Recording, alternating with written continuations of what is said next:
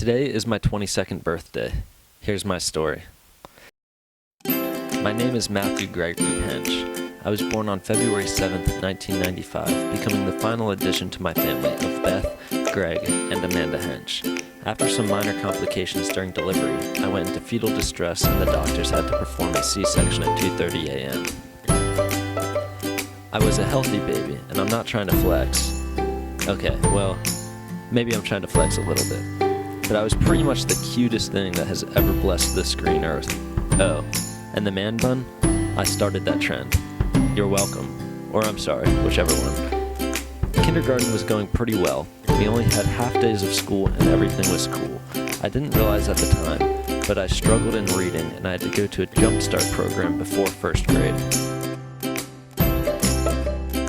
Some of my educational struggle might come from battling ear infections that had to be corrected through surgery. Again, and again, and again, and again, and again. By the time I graduated school, I had 6 surgeries on my ears, and I now have a hearing deficit. I remember receiving get well cards from everybody in my class. My childhood heroes were my mom, dad, Spider-Man, and Anakin Skywalker. I would not have considered myself a dangerous kid, but I did have 1 broken arm, 2 dislocated elbows, 1 set of stitches, 1 chipped tooth, 1 concussion, and I broke my thumb. Twice. And when I wasn't busy beating myself up or delivering the newspaper to old ladies on my bike, I was in church. My family went to a few different churches until my dad landed a full-time job as a pastor. Middle school is when a lot of things started to change for me. I could feel my childhood friends start to slip away for the first time, leaving me for a cooler crowd. I remember one friend saying, "You could be cool if you wanted," and I replied, "It isn't worth it," because I was unwilling to change to make others happy. Early in middle school, one of my best friends moved out of the state, and I never heard from him after that. So at school, I was pretty much left to having a lot of half friends, and no real great friends. Because of that, when we went on a field trip, I was not the first to be picked for groups. I was put into a group of kids that I thought were weird, but as the trip went on, I figured something out. I was completely right. But as it turned out, I was weird too, and it was awesome.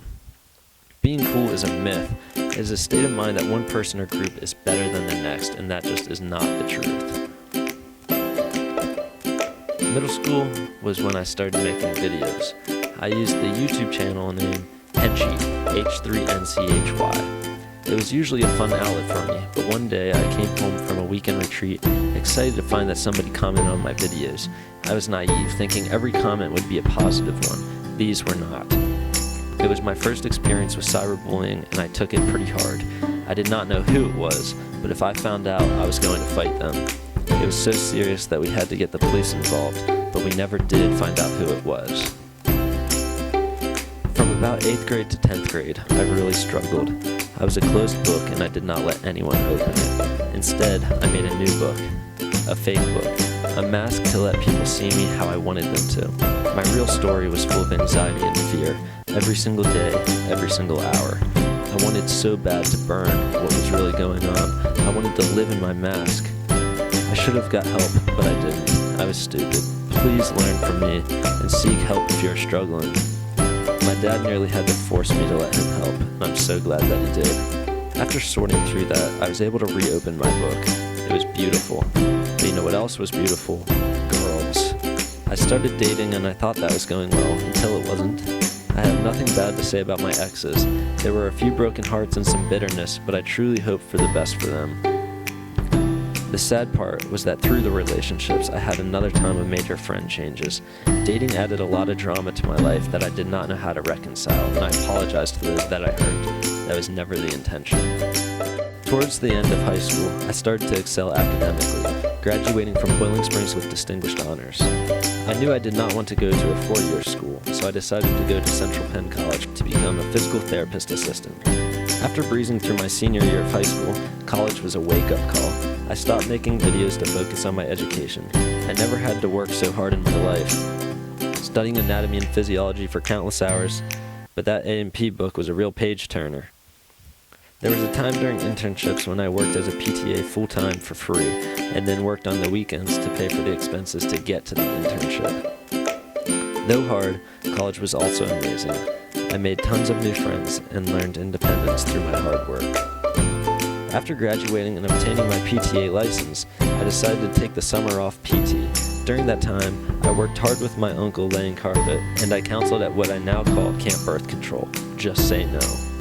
This was also the time that I started to get back into making videos, but it seemed my whole style changed in the 2 years that I took off. After the summer, I got a job in physical therapy with the best team that I could ask for.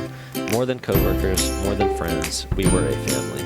Although the landscape changed some, I still love working there and I stay in touch with the PT that I worked with. After some other life changes and a little extra free time, I decided to try to put videos out on a regular basis in an effort to give people a break from the stresses of life. Entertain them and let them forget about that test, forget about that bully, forget about that anxiety, even if it's only for a few minutes.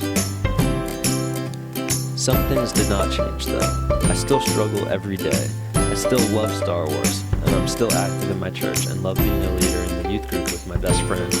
We bring a dynamic to the youth group with different backgrounds and different strengths that we are able to help the kids through the same things that we have experienced ourselves.